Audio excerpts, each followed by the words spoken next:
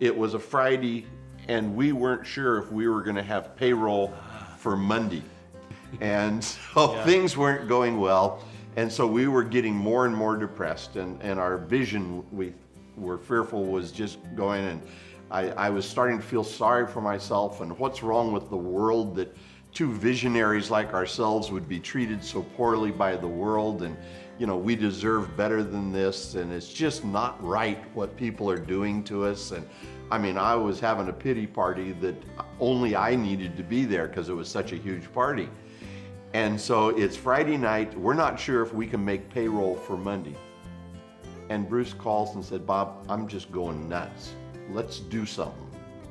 I said, "Fine, we don't have any money anyway." And he said, "There's a cruise that starts in San Diego and goes to Ensenada, and it's such a cut rate cruise that they almost pay you to go on the cruise just so someone's on the ship. And they're giving away these last tickets almost. I don't care, let's just go do it." And so we go to Ensenada on this cut rate cruise. And so we're in the local cantina having margaritas at 9 in the morning. And I'm sitting there crying in my margarita, feeling sorry for myself. And I hear something. And I hear, and I look out the window, and here's this little guy about this tall coming up the street whistling. And in my mood, what anybody was whistling about was already a real black mark against them.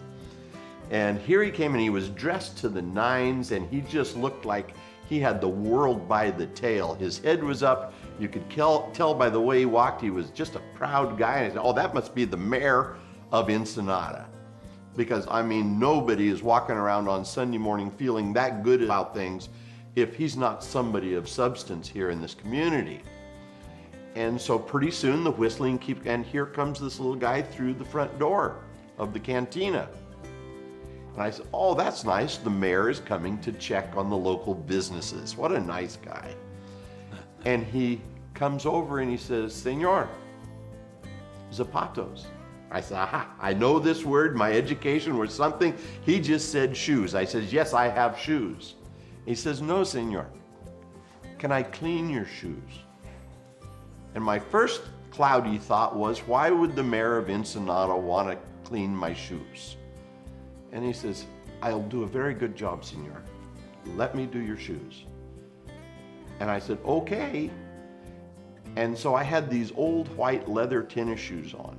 They were ugly, and they were just grimy and dirty. And this little guy sat there, and first he took the shoelaces out, and he polished the shoelaces on both sides, top to bottom, until they were just sparkling white.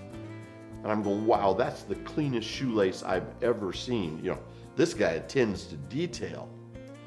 And then he gets the other one, and he does the same thing, both sides of the shoelace, top to bottom, sparkling white.